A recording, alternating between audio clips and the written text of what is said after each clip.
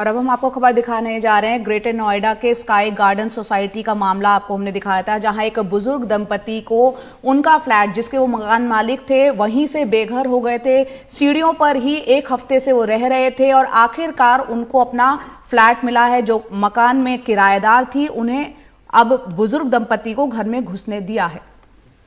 और ये तस्वीर आप देखिए जहां पर ये घर है जिसके बाहर वो रहने को मजबूर थे। सीढ़ियों पर उनका सामान रखा हुआ था और फ्लैट खाली करने को जो किराएदार था वो तैयार नहीं थे।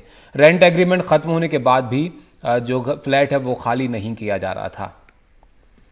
तो अब थोड़ी राहत इन दंपति को मिली है कि इनको फ्लैट में दाखिल होने दिया गया है। लेकिन ये मामला सबकी नज़र में आया क्योंकि नोएडा जहां पर कई सारी बिल्डर सोसाइटीज़ हैं और बहुत सारे लोग जो हैं जिनके घर किराए पर उन्होंने दिए होंगे, उनके लिए जाहिर है चिंता इसको देखकर बड़ी होगी क्योंकि जो मकान मालिक हैं, जो मालिक हैं फ्लैट के, उनको ही दाखिल नहीं होने दिया जा रहा था। और ये इसलिए भी क्योंकि रेंट एग्रीमेंट खत्म होने के बाद भी जो किराएदार है वो खाली नहीं कर रहा था। संकेत हमारे साथ हैं, ज्यादा जानकारी के लिए उनके पास चलते हैं। संकेत, अब थोड़ी राहत तो इनके लिए कि सामान इनका जो है अंदर आया है, लेकिन इस पूरे मामले में अब तक क्या क्या हुआ है जरा आप वो भी समझाइए।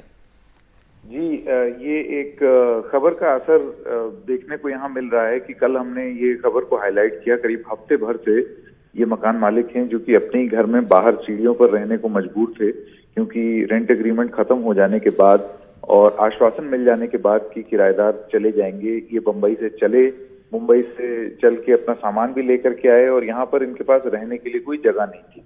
जब इनका ये सत्याग्रह शुरू हुआ सीढ़ियों के एकदम बाहर, तो सोसाइटी के बहुत सारे लोग भी जुड़े इस पूरी प्रक्रिया में। उन्होंने मदद की मकान मालिक की, लेकिन किराएदार ने इनको अपने ही मकान से बाहर कर दिया। हफ्ते भर के संघर्ष के बाद और एनडीटीवी ने भी ये जब खबर दिखाई और वो लोगों तक पहुंची, प्रशासनिक मदद अब इस बुजुर्ग दंपति को मिली और कल रात में प्रशासन की कार्रवाई के बाद ऐसा बताया जाता है कि अब ये अपना सामान अंदर रख पाए हैं। अपने फ्लैट को एक्सेस इनको मिल गया है, लेकिन अभी शिफ्ट नहीं हुए हैं क्योंकि ये इंतजार कर रहे हैं कि जो किराएदार है वो अपना सामान हटाए। तो मेरे ख्याल से कुछ दिन का और इंतजार होगा इससे पहले कि ये पूरी तरीके से रह सकें। जी, लेकिन एक राहत जरूर उन्हें मिली होगी क्योंकि एक हफ्ते से सीढ़ियों पर थे और अपने ही घर से बेघर हुए थे। संकेत, यहाँ जो महिला किराएदार है वो रेंट एग्रीमेंट खत्म होने के बाद क्या कुछ वजह और दलीलें दे रही थी ना खाली करने की? देखिए, पूरी तरीके से तो जानकारी नहीं मिल पाई है और हमने कल जब हम शूटिंग कर रहे थे तो हमने ये जानने की भी कोशिश की कि वो कहाँ है। उस समय वो घर में नहीं थी, ताकि उनका भी हम वर्जन ले लेते कि उनकी क्या वजह है, क्योंकि क्या कारण है कि उन्होंने ये बोला कि अब वो नहीं हटेंगी इस घर से, तो ये जानना बहुत जरूरी था। अभी उनसे संपर्क नहीं हो पाया, लेकिन जो बात पता चली है यहाँ पर जो आसपास के पड़ोसी हैं इस मोहल्ले के, उनका ये कहना है कि कुछ कही सुनी हो गई थी मकान मालिक और किराएदार के बीच में, जिसकी वजह से उन दोनों में तन गई और किराएदार का ये कहना हुआ कि अब वो यहाँ से नहीं हटेंगी या नहीं जाएंगी। शायद उन्होंने ये भी हवाला दिया कि मेरे पास और कोई जगह नहीं है जाने के लिए।